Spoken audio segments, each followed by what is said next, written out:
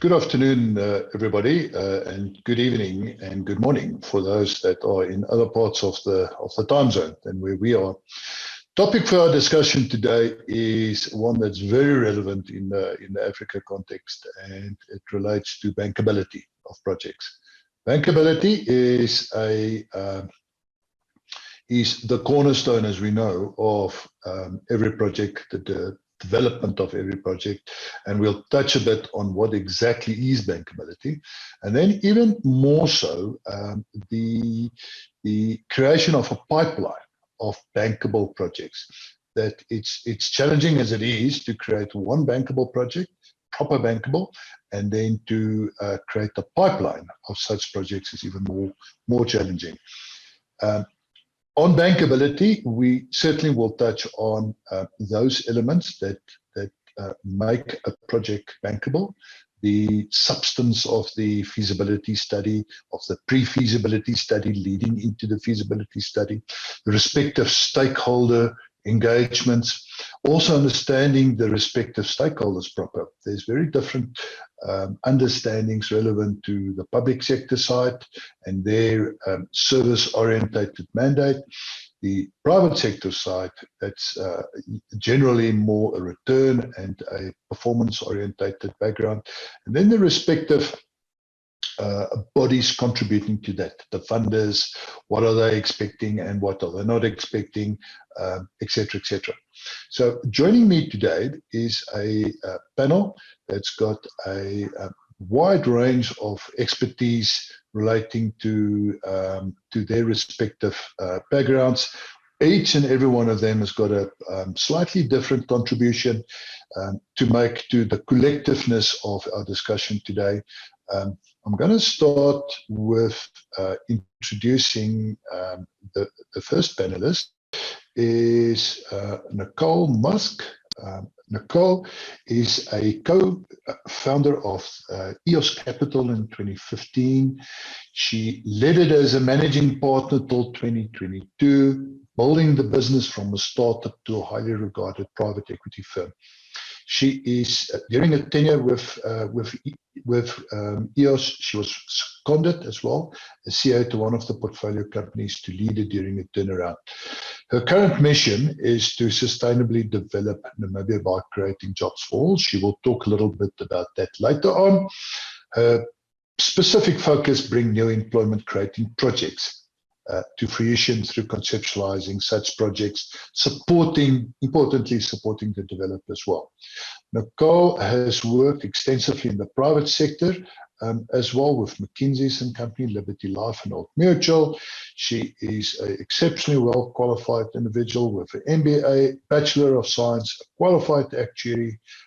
Nicole, I am now passing over to you to share your first introductory thoughts on our topic.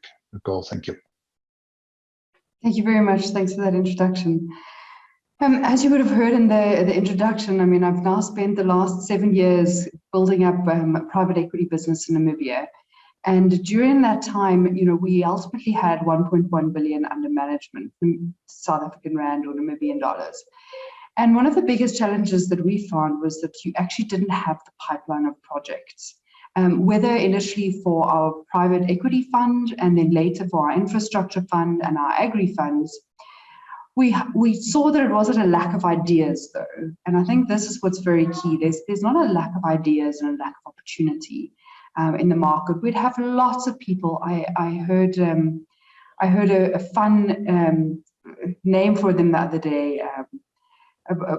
You know, entrepreneurs that come in with that have ideas, you know, that have a plan for what they want to do, and they know that the opportunity is there, and they want you to give them funding today because they're convinced that this will solve the problem.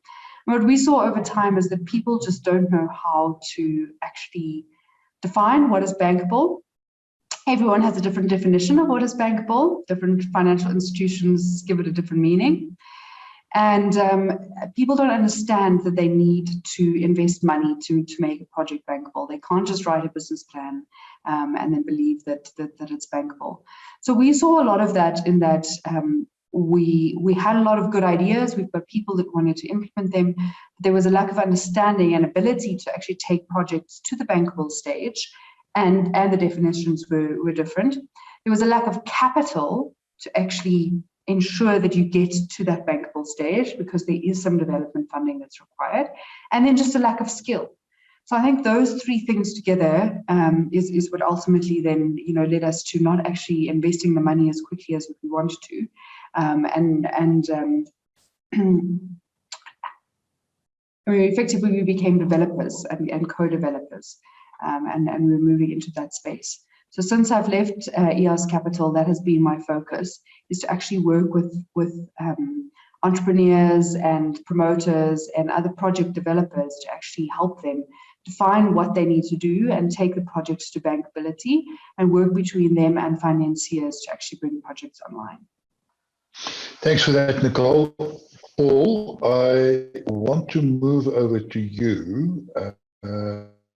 Just want to do my introduction. And Paul is from an entity called Eversend. Eversend is a platform-based a company that found a platform for cross-border payments, dealing with crypto cards and stock trading. Paul is, one of the senior members of the entity, and this entity really came about from being dealing with remittances of specific companies, mostly in Africa, Uganda, Kenya, and Rwanda. And Paul, if I can pass over to you, you guys have had a pretty entrepreneurial, development so far, well lauded, global, awards. What can you tell us from your side as basic principles for achieving bankability and pipeline? What would your first comments be? Thank you very much, Scott. So quick introduction about Eversend. Eversend is much more of a financial hub that facilitates payments and remittances for mostly Africa, where people in the diaspora can be able to send money to the people in Africa, and then the people in Africa can be able to carry out payments, pay bills, buy airtime, and much more. Also includes the extent to providing crypto services as everyone is getting into the business. If I may give a background as how Eversend was starting out, there was an issue in sending money. The cost of sending money, cross-border transfers, has always been a challenge. And regardless of how many players come into the market, every single time, there's always an expensive cost.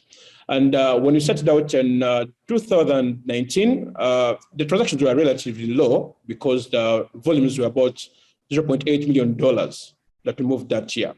Then 2020, we moved to $5.2 million. Then in 2021, we moved to $230 million. And as you can see, within just a period of 3 years, the volumes increased from $0.8 million to now over $230 million, and they are still increasing. So what that means is that there is need for the service. There's people are going to move money every single now and again, provided ways on how to. And but the challenge is that as the business is scaling, it scales very fast. And what happens during that time actually is that there is always need access to funding that can be a challenge once and again. As a company that is based in Africa, there is so much that is required. So access to funding as it comes in, because you need to facilitate, it's an app, you need to facilitate a system to be able to move this money, but also in forms of float. And that also extends to the fact that the payment systems industry is quite relatively new in respect to financial technologies. And that requires a whole bit of the regulatory system that is now also quite new. So as the regulatory system comes into place, in its newness, then the challenge comes into compliance. So the important bit now is how do you be able to adapt to the new compliance as required by the new regulatory system put in place by the regulators, and also how do you scale in that line? Because the compliance in that line will also determine access to funding also, because everyone will look at how are you doing in this line? And once you get that, then the challenge now gets to how do you access funding? So if you can be able to answer those questions, then I think it comes in to help you scale and maybe grow further and further. But the most important bit is funding, as we've come to learn with time. Yeah. Thanks for that, Paul. Without any hesitation, moving on to our last panelist, who is Bongani. Bongani Monkewu is a professional associate at the Infrastructure Development Engagement Unit at the Nelson Mandela University. This unit focuses on project preparation. Project prep is absolutely key to the establishment of bankability of any project.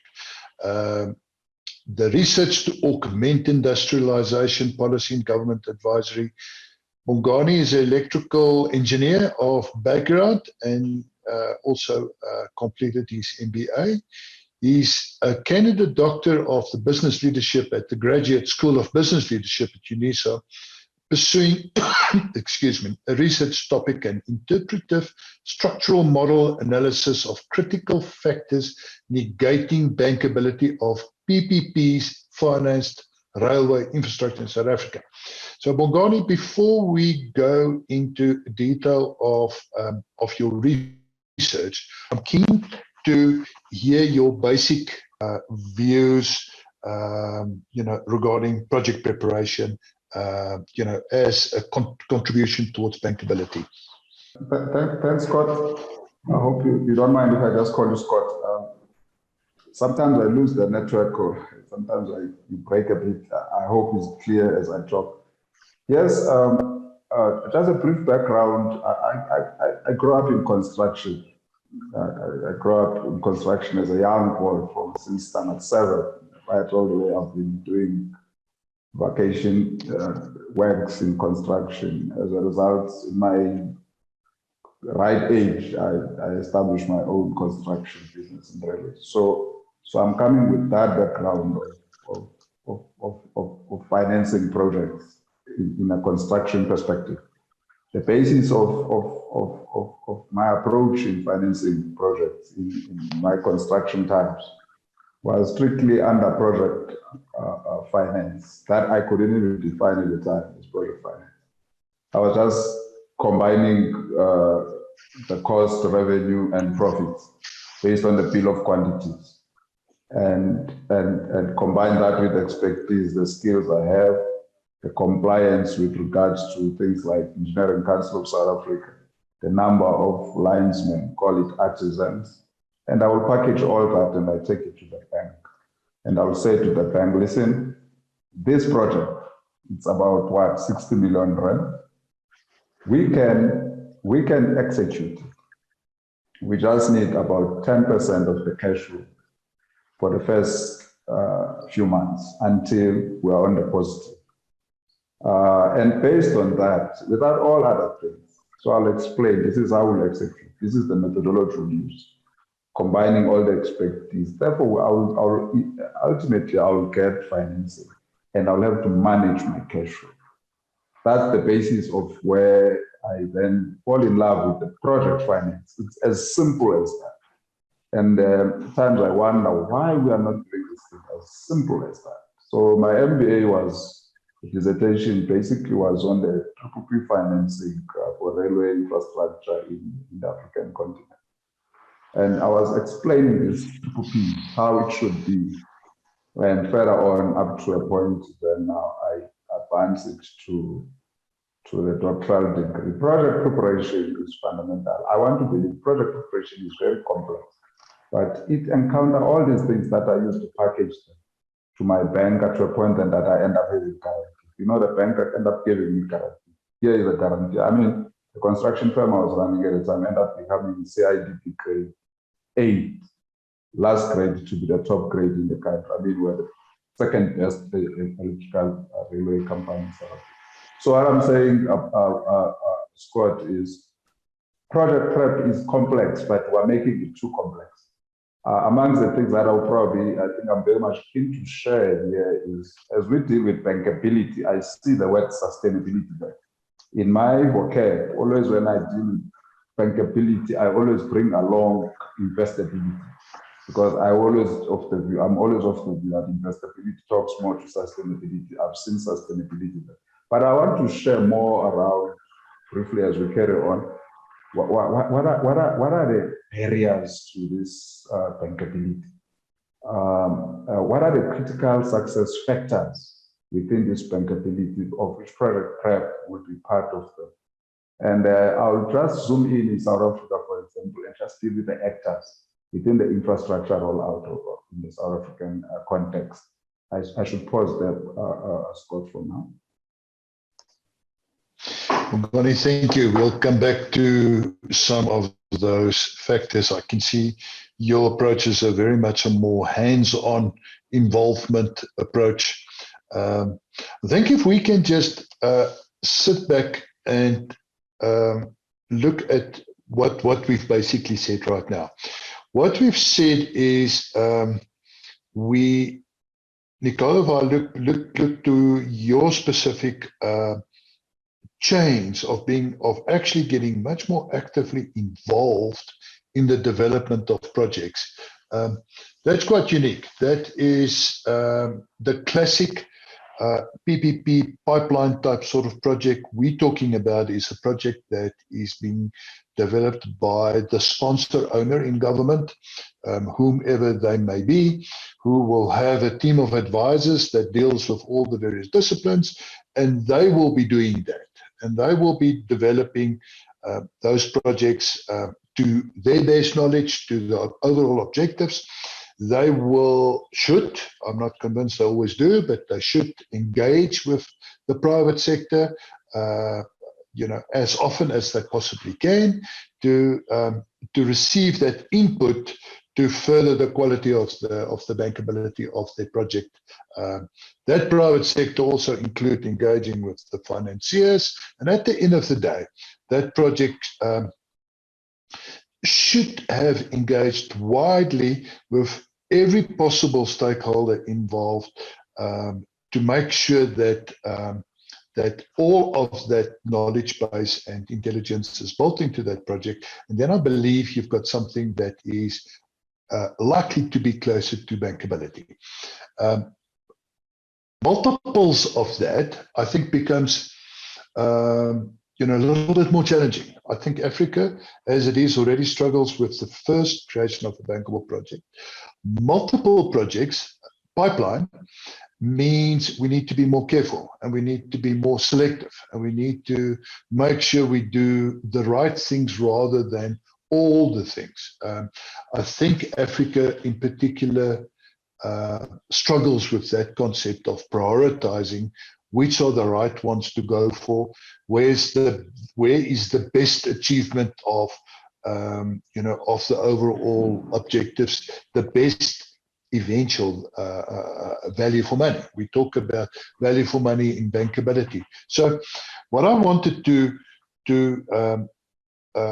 put back to you guys is let's assume we've got a reasonable idea of what the bankable project's all about.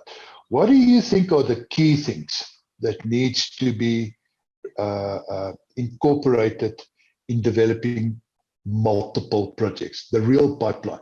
What should be done differently? I've given some sort of context from my perspective.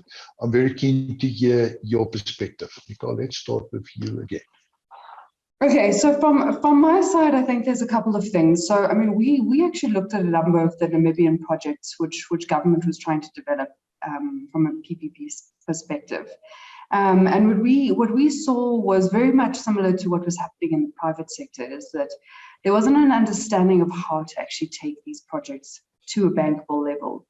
We had a PPP unit set up here. You know, we had some consultants that came into Namibia to set up this triple P unit.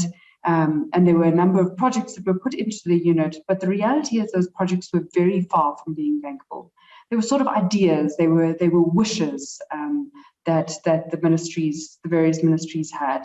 And a lot of work was still going to be required to actually take those projects from kind of the wish list that they were to actually where they needed to be, to actually make them, you know, projects that you could implement.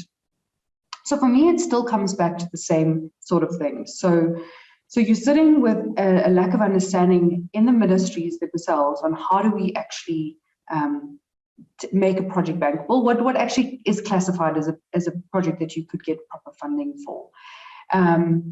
You would have good ideas, but that might not actually be fundable in a PPP type structure as infrastructure project.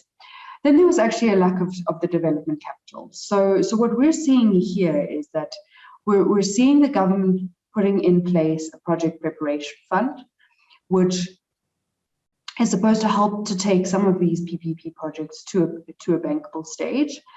This is both for the PPP sector as well as the private sector. We also see some interesting models within the financial sector. If you look at like climate fund managers, for example, they've got a development fund whereby they actually become co-developers on projects. And that fund is a blended finance fund. So you've got some concessional funding in there and various types of funding so that it actually becomes cheaper, so that you can start developing projects much earlier on, so that you can develop multiple projects at the same time. And they've got the skills in-house, because that's really the last thing that we see missing, as much in the private sector as in government, is how do we actually develop the project? What are the skills we need? Specialist skills like ESG skills don't exist here. So you actually need to bring them in, understand them, and then conceptualize them within the local framework. So I think those factors are very important here in Namibia. We also see a lack of the local experts. So, you know, even in our local environment, we don't have the right people to look at these projects. So the big projects that we were looking at, we were bringing experts in from outside. So we need to start developing the projects locally and developing that skill locally. And then right at the beginning of the chain really is you know, our policy. I mean, in Namibia, as much as we've got the PPP unit that's been set up, we still don't have the right enabling environment from an investment perspective. You know, we need regulatory stability. We need, you know, investment promotion to come in properly, so that investors that are coming in actually know what they're getting themselves in for. You know, we need an SEZ type concept to come in, where you can actually invest in the country and invest in the infrastructure and know what you're getting into long term. So I think there's a clear way in which one can actually develop this, but it's going to be a matter of private sector working together with the public sector, and using new and innovative models like climate fund managers has done to actually start helping develop these projects early on, with both funding and expertise, so that we can develop multiple of these projects at the same time, and working with those government ministries to actually help them take the projects to that level. Thank you for that, Nicole. That makes absolute perfect sense. I think the detailed involvement at all levels is really what it's all about. I'm not 100% sure that's always the case. Bongani, in project preparation that you mentioned to us in the start, we see many countries and many regions like SADC and East Africa and all these regions from time to time proudly announce hundreds of projects that are ready for consideration for PPPs. As time goes by and the first filter of evaluation of these projects, these hundreds, happens, it very quickly filters out to a much lesser number, and the eventual number of these projects that will go towards completed feasibility and will reach financial close at the end of the day is a real small number. Now that to me comes back to to a poor understanding of a project, that the actual preparation of a project. There's an understanding that a project is ready to go, but it's actually not ready to go. It is somewhere in concept. Personally, I think the pre-feasibility stage is sort of lacking on that. It all goes back to the concept of quality project preparation. That's what you mentioned to us. Your views on that dilemma that we're dealing with on the continent. Yeah, thanks, Scott. I've already mentioned that I intend to deal with the encumbrances, that is, the barriers, and the critical success of bankability, of which on the critical success, project preparation has got its own colleagues there. Let me just deal with the barriers. I'll come probably the next one with the critical success factors and going forward to closure. As Nicole already indicated, the regulatory framework it's one factor that is very fundamental. That becomes a barrier. For example, she talks of PPP framework in Namibia. We also have a PPP framework here in South Africa. I understand in Kenya there is even an extract matter as well. So there's quite a number of countries that are doing in the African continent that are doing quite a good success in copy and paste PPP frameworks elsewhere. But you'll find that these PPP frameworks are not talking to the realities of the country itself. So the regulatory framework, I'll give suggestions to that as to the public-private partnership regulatory framework, how it should be. I think in South Africa, they were very ambitious in a sense that they expected that the expertise are available. The issues of governance, she talks of ESGs. Governance is very critical as a barrier because it looks like these days, I don't know, we have to import governance. It just don't make sense. So we have a pure problematic governance issue across generally in the African continent. That becomes a barrier because it's not something that can be fixed overnight. And you'll go further in most of the African countries, including South Africa in the recent days now, the fiscal constraints. Just to mention those few, that are supposed to be at the driving edge of the whole process of achieving bankability. Now, all these factors that I've mentioned, assisted by things like you're talking of projects that are presumed to be prepared, but as they go further on, it comes out that there are very few projects that are, or actually they are not. So inadequacy of project preparation that I categorize on the success factors. But what I want to bring it as a driver of all these, your governance, your regulation, that talks to public-private partnership frameworks, your political mortality, your fiscal constraints. At the driving of them, particularly in projects, we got what we call inequitable transaction costs that are a nightmare in the process of actual preparing these projects. That goes with information asymmetry. Now, if you talk of information asymmetry and inequitable transaction costs, all those are in the control of the private sector, generally. Now, transaction costs are becoming financial entrepreneurship that is making success across the globe. That is succeeding due to the exploitation or the utilization, full utilization of the information asymmetry. They all drive your fiscals, your treasuries, and so forth. Those are the barriers that negate investability and bankability. As a result, you'll find that it's difficult. Now, I will probably pause, but I'm sure when I come next round, then I'll deal with the critical success factors, of which the entry point is going to be the inadequate project preparation. I'll deal with the project preparation, inadequate project preparation with its factors that makes us not to achieve or attain investability and bankability. I will pause for now, Scott. Thank you, Bongani. Paul, your views, you guys have gone through varying levels of development and growth and raising finance to be able to do that, i.e. becoming more and more bankable as the stages go. We're talking about that key things of bankability that for a single project, multiple of those of bankable projects, what would you highlight as the, you know, the key things from key aspects from your perspective? Thank you, Scott. The projects we embark on before we even start development, it's all based on the need. We study the market and then establish what is the actual need. And that is based on what is the problem that the community is facing financially. And then we work out a solution, which is in form of financial technology.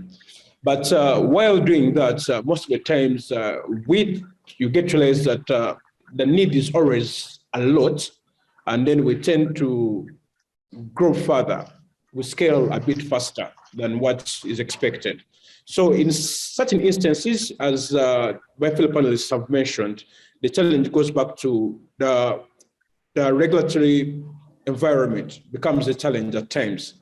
Let's say when we are starting out, the payment systems laws were probably non-existent around that time. So it means that every project that you're implementing is based on you've studied the market, you've studied the project, you've looked at how you're going to achieve this, and you've built based on that. Then later on, when the regulators catch up, then they're going to take you back. You have to go back to the drawing board because you've moved, you're scaling this fast, and then they brought back to the drawing board again to realize that you need to be able to now build a project based on what the regulators have now come up with, what they think is actually needed.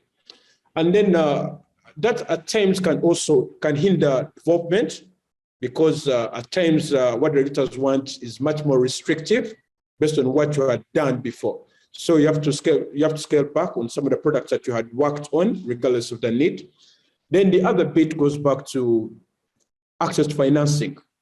As you scale, then also you need the resources. And the challenge is that there is not that much availability of funds to run projects here in Africa. So it's not as easy that you're going to access funds and not even in banks, because even debt financing is much more of a challenge because you need to be able to have these certain resources you can be able to pledge a security, which becomes a challenge. So which means that you need venture capital funding, or you need to do crowdfunding. And that cannot be done here in Africa. So you need to be able to go back and then you do raise money abroad.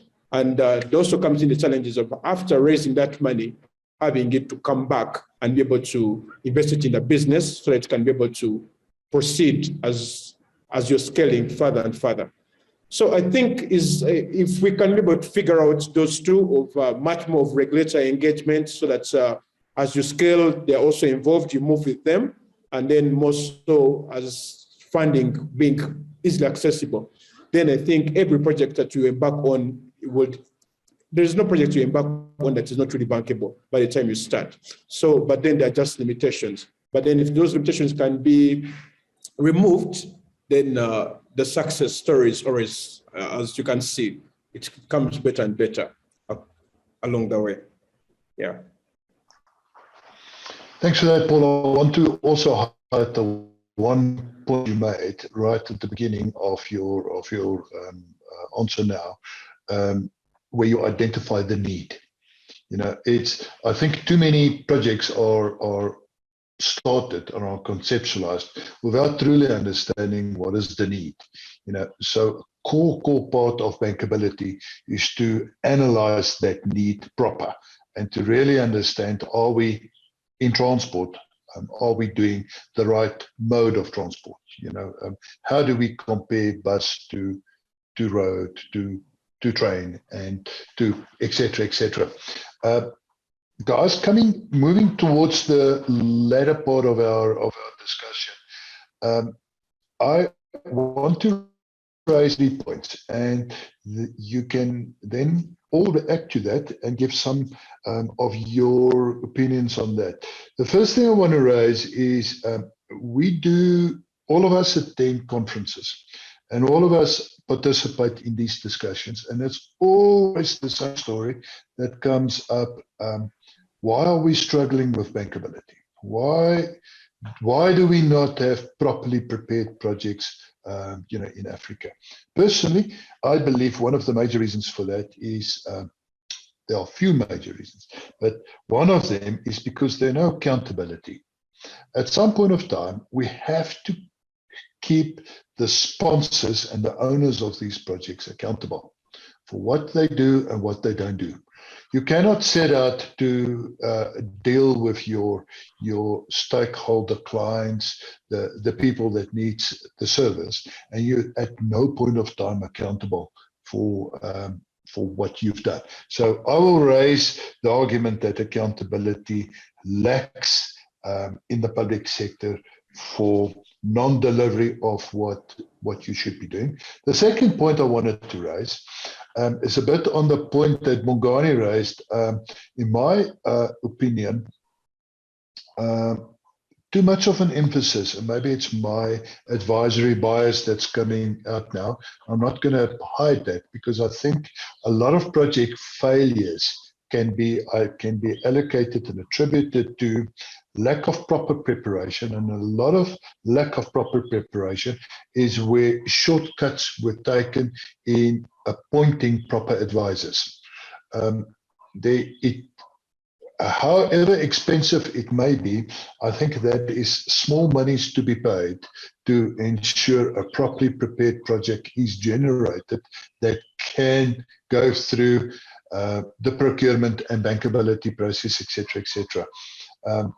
We all know the better it's prepared, the better the chances of eventually reaching financial close, as well as the future thereafter, is enhanced by the quality of how you prepare it. And the last one I just wanted to say is that in talking pipelines, I think we need to understand that we have to prioritize. We cannot do everything.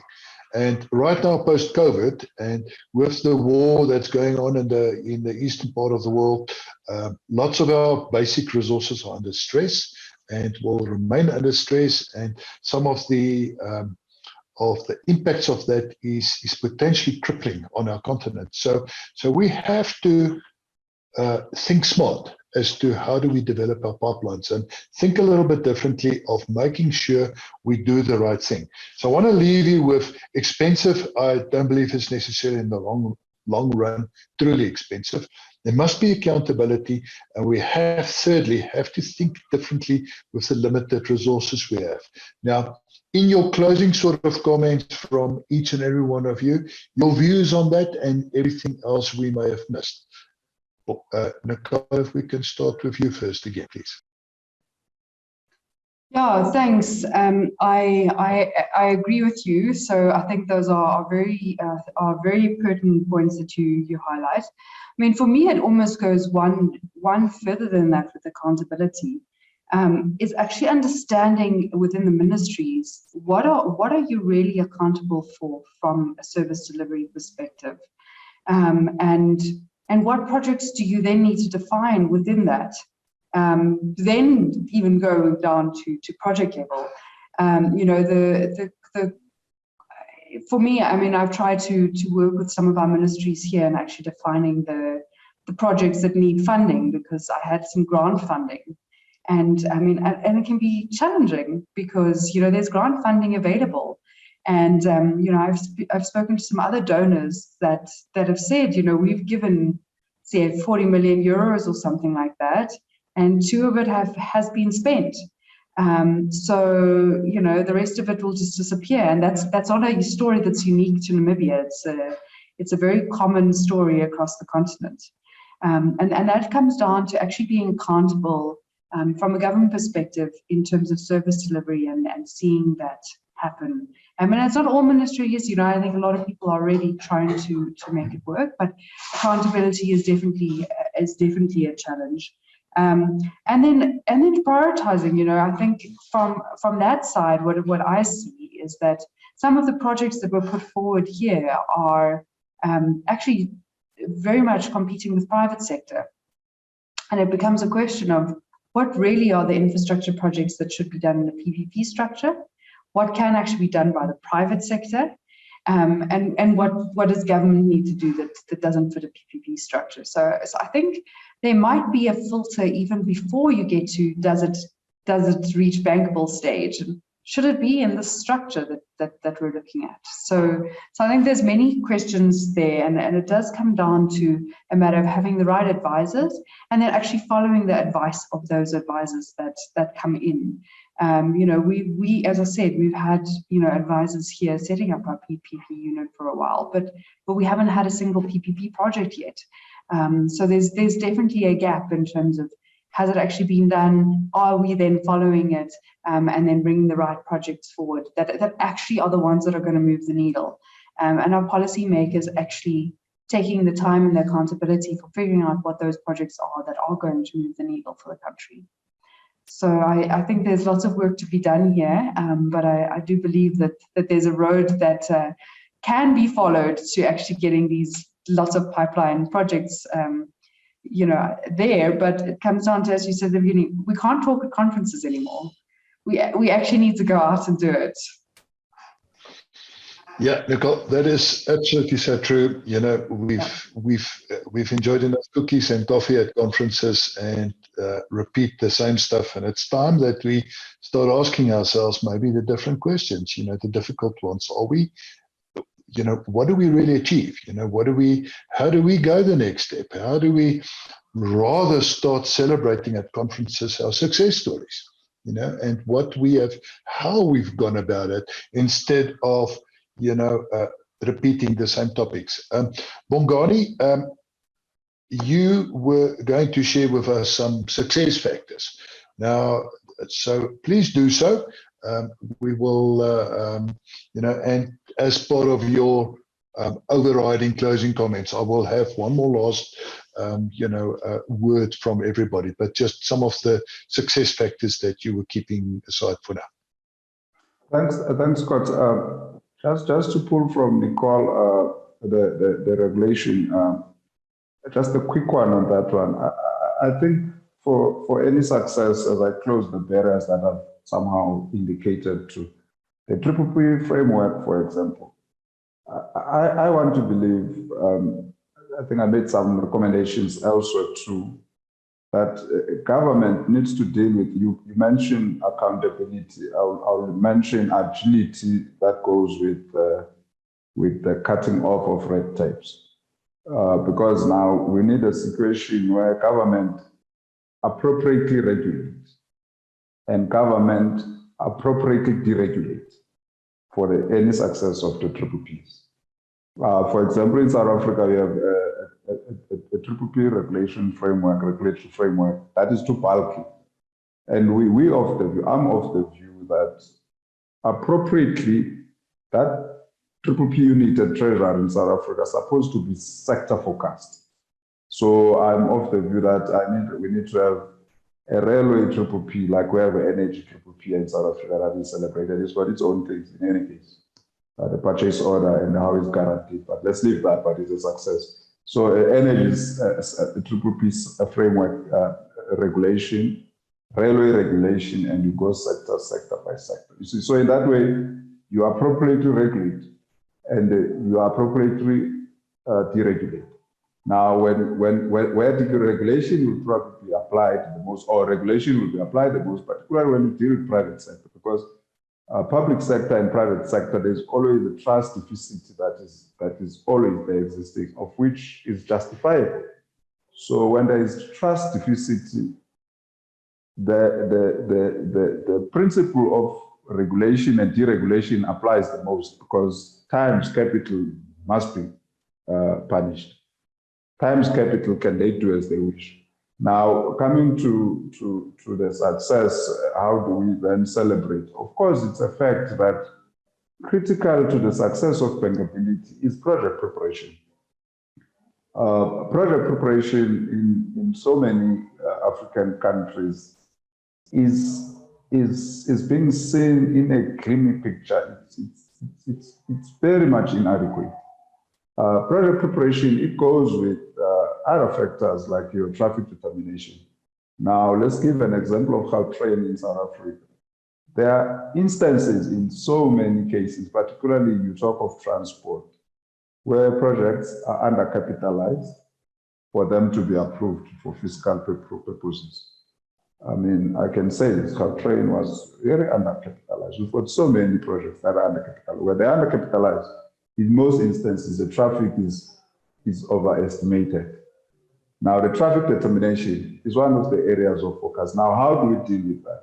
Because who does this determination, the traffic determination? Your cross-border ventures, concessions, for example, a railway built from South Africa, Zimbabwe, Zambia, and so forth, you know, always have homogeneity of laws. So there is a need for us to harmonize our laws. I think SADC needs to come to the picture there, so that we can somehow see eye to eye in terms of trade. So of course it goes further with how our credit ratings treat us as a factor, but critically the success is project preparation. Project preparation then within the ecosystem is exactly connected to all the factors that I said are barriers to the success of bankability that negate investability and bankability. Now it needs to be understood, this project preparation, the way things are currently, this project preparation is treated external out of the ecosystem of the actual rollout of infrastructure, be it rolling stock in railways, be it energy, be it infrastructure, of course, in the railway, the tracks and the overhead tracks. So the success will happen where we appropriately regulate and appropriately deregulate. I am saying the capital must be monitored. The capital must be monitored, and we must be able to mobilize our own capital as sovereign states in the African continent.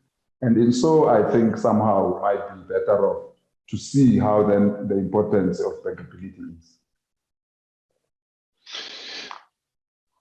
Bongani, thank you very much. Nicole, I think you're keen to make a comment, if I interpret your hand signal right. Yeah, no, I think it's important what Bongani said there is that you actually go sector by sector.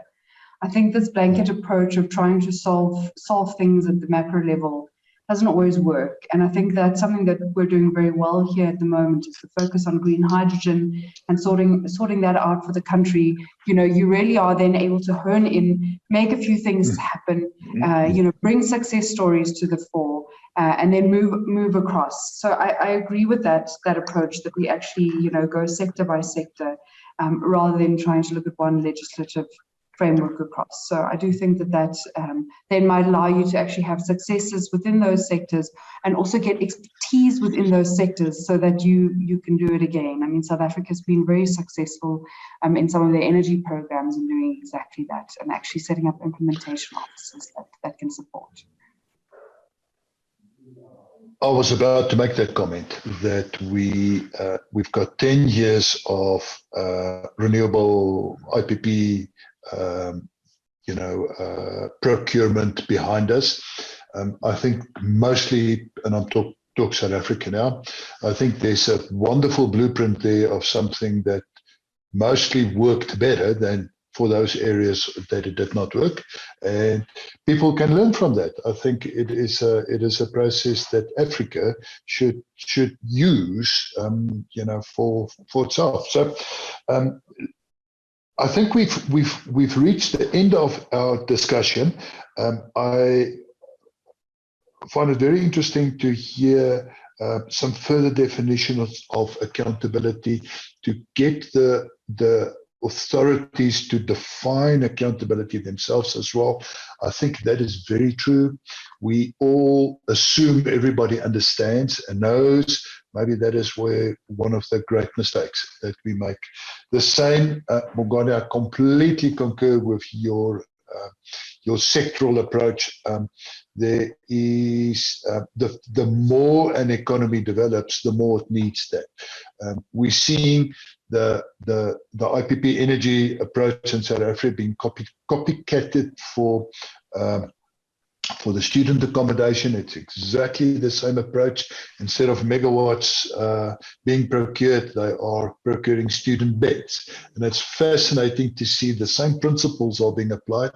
And I saw yesterday we're doing exactly the same in water. Water, the same principle they applied. And I think that is the fine-tuning of bankability, hopefully towards a more sustainable pipeline. A pipeline tends to generate itself as time goes. So from my side, those were the last thoughts. Let me afford each and every one of you a quick 1 minute last closing comment. Nicole, let me start with you. Thank you. No, look, I think I've said it all. I think, we know what the challenges are, and we know where the opportunities are. And I agree with everyone. I think if we can start looking across the borders, working together and actually, coordinating our efforts, rather than learning from the beginning again, if we could learn from the successes that South Africa's already had in the energy sector, rather than looking, to the rest of the world, I think we could move along the spectrum very quickly and get there. So I think we know what we need to do. So I just hope that the people that are actually doing it are listening, and we can start seeing some difference. Fantastic. Bongani, last thoughts from you? Thanks, Scott. Very few on my side, few things that I think I can indicate, particularly on the project preparation, for us to really celebrate one of these days. One, within the ecosystem of infrastructure, project preparation can never be treated extraneously.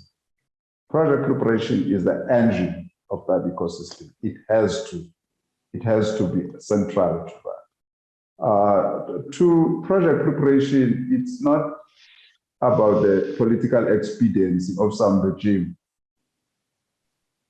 A head of state or the executive look at that project and they say, we agree that project is bankable. Therefore, the project is prepared. It can't be like that. It can't be. A project preparation must go all the phases that are required. Do we have the skills? Do we have the regulatory framework? Do we have the financial settings? Do we have the local participation? All those type of things. It can't be just the eyes of a politician and say this project is bankable. Therefore, political will is fundamental, but not only political will that can make the project bankable. Project preparation must be very adequate. Lastly is, for example, the case in South Africa. The way we structure this ecosystem, I mean, I just took about, just for an exercise, I've taken advantage of Paul.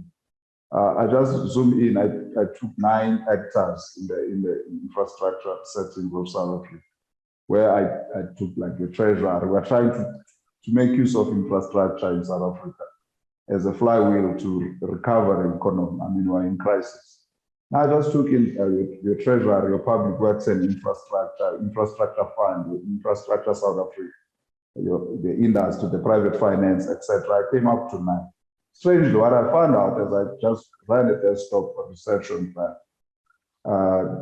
going through some speeches of people in conferences and so forth, public statement made by politicians, I came out to, when I get all these relationships, infrastructure fund and infrastructure South Africa are external on this very same ecosystem that is supposed to thrive.